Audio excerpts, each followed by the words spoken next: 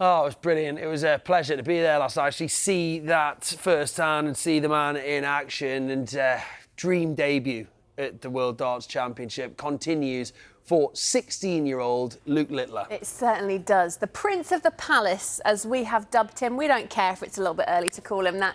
He beat 20th seed Andrew Gilding to make it through to round 3, and we are absolutely delighted to say that Luke joins us now this morning on Sky Sports News. Luke, thank you so much for coming on. We are both so excited to speak to you. I mean, first of all, how are you after the last couple of days? Because it's been something of a whirlwind, I imagine. Yeah, the experience has been unbelievable. Social media has been popping off everywhere. I've had loads of followers on my socials, so it's just been a good experience these past 48 to 72 hours.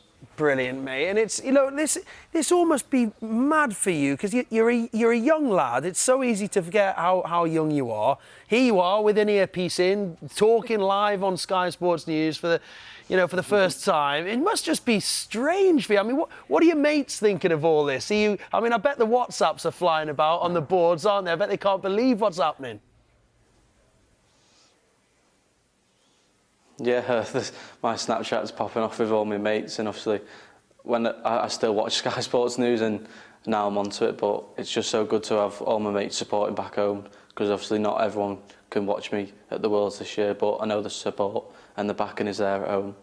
You're going to be on Sky Sports News a lot, mate, coming up. You get used to doing this, because it's something you're probably going to be doing for years to come, isn't it, Anna? Yeah, absolutely. The first of many, we're sure. Luke, the other night, the crowd were chanting at Ali Pali, "You've got school in the morning." Now, it is Christmas holidays, I think. Had you already broken up? Was the scheduling kind to you to make sure you could be everywhere you need to be? Well, obviously, I've done my GCSEs. Well, I'd done a few of my GCSEs, and then I just never got into college because I won my Pro Tour card off the development tour. So, to be honest, I've never really got into college. So, I don't know where they've got that from, but it is funny to listen to them and just know that I've not got school in the morning, because from the start of next year, it's just all darts for me.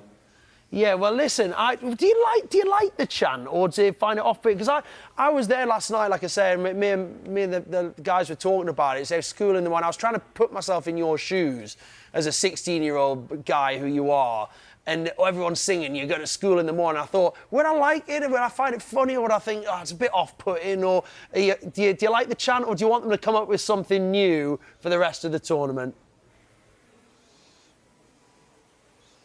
It's funny to me. It doesn't put me off. It does make me smile. But throughout the legs, throughout the sets, they're just always chanting my name. There's only one Luke Littler. The Colo and Yaya Toure chants. It's just unbelievable to hear. And obviously, when they chant my name, it's just unbelievable to hear.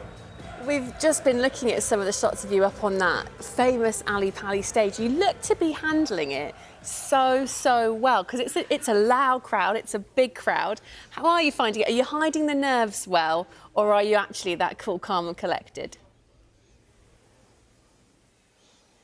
I was nervous yesterday, because obviously I went 2-0 up and then took loads of emotions out myself, and then went off stage, come back and Andrew beats me 3-0 for the third set. I'm just thinking to myself, you need to find some energy here, because I had none. Obviously, you clean the set up 3-0, and then in the fourth set, I just had to drag myself over the line. Yeah, that was what, for me, made in some ways last night better than the night before, mate, because it was a real test of your inner strength and ability that, like you say, when you flew into a 2-set lead, and then to lose the third, someone else may have wobbled and it may have, confidence would have gone, but you roared back to win it. And it's funny talking to you now, because you're a young man, but you're so confident up there. And it's almost like you see with great sports people, that when they're playing their sports, or you see it with musicians when they've got the microphone in their hand, they just turn into something else. And that's what I saw last night, mate. Do you feel, are you at your absolute, the top of yourself when you're on that hockey in front of that crowd? Does it bring something out of you? I think it does. Obviously, I've been playing well for many years now, and when I turned 13, I got the chance to sign my target and prestige, so I've earned it. But yeah, it's just unbelievable to have the backing. And like you said, I've shot out 2-0 up. The first set I was telling one of my mates to calm down because he was a nervous wreck. But I think going into the fourth set, I was just thinking to myself, don't be going into a last set on this stage in front of everyone. I know the crowd would have liked a 2-2 and going into the last set, but I just couldn't give in to them. No, I think that crowd would rather just see you win, to be honest. Don't Well, you worry about that. I backed 3-0, Luke. So no, and I say, listen, I was quite happy to see you roar through, mate.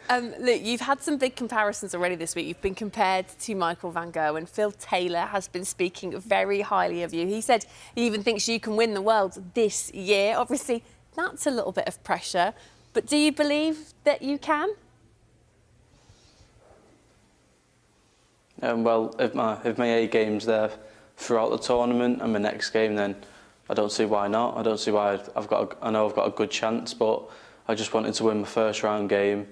And as soon as I got into the hotel, I said to my dad, to my sponsors, now let's just come back after Christmas. And now I've overachieved, and hopefully I can beat Matt and overachieve again. But what Matt's done to beat James Wade and get into round 3, it's just all good for the Canadian and the USA darts over in the States. Yeah, we're looking at your potential route to the final and the title here, Luke, and there's some daunting names ahead. Obviously, you've got Matt Campbell, we know, but the likes of Raymond van Barneveld, Gerwyn Price, Michael Smith, and of course, Michael van Gerwen await potentially. I mean, regardless of what happens from here on in, it's been a dream start for you. And really, do you feel like the pressure's off you a little bit now? I know you said you were nervous yesterday, but now it's almost like you've got nothing to lose, really. You can go there and just enjoy yourself. That's one thing I've done this tournament, just enjoy it.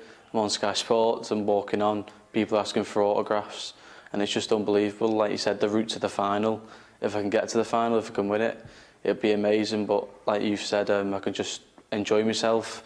I know I've already got 25,000 waiting, but if I can add on to the 25,000, then it'll be an extra bonus. Yeah. Not a bad Christmas present, eh? A day like that. Look, we've got to ask you about the kebabs, because everyone is talking about your win celebration of choice. You had one after dismantling the former Lakeside champion Christian Kist in round 1. You actually said that wasn't a very good one and that you were going to try somewhere else last night. Was your second winning kebab any better? I really hope it was.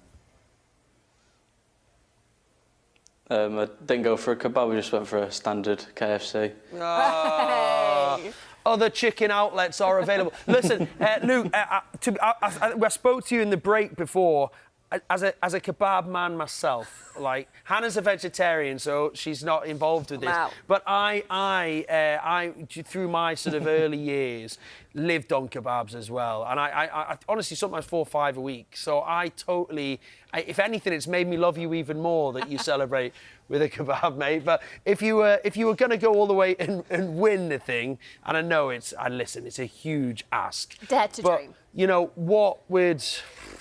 how would you celebrate? Holiday abroad? Or please tell me you wouldn't just go for another kebab. Well, after the Worlds is finished, there's obviously a break for 2 weeks because of the Q school, maybe even 3 weeks, and my birthday's on the 21st of Jan, so Brilliant. After the Worlds it's just going to be settling down, just chilling, relaxing until the Pro Tour starts. Class. Tell you what, you can throw yourself some birthday party already with the winnings, can't you? Even now, yeah. Luke, thank you so much for joining us. Yeah. Enjoy Christmas, enjoy some downtime. I'm sure you'll be putting in plenty of practice, and we're looking forward to seeing you back in action in round 3 of the World Champs. Yeah, good luck, mate. Keep it going. Thank you.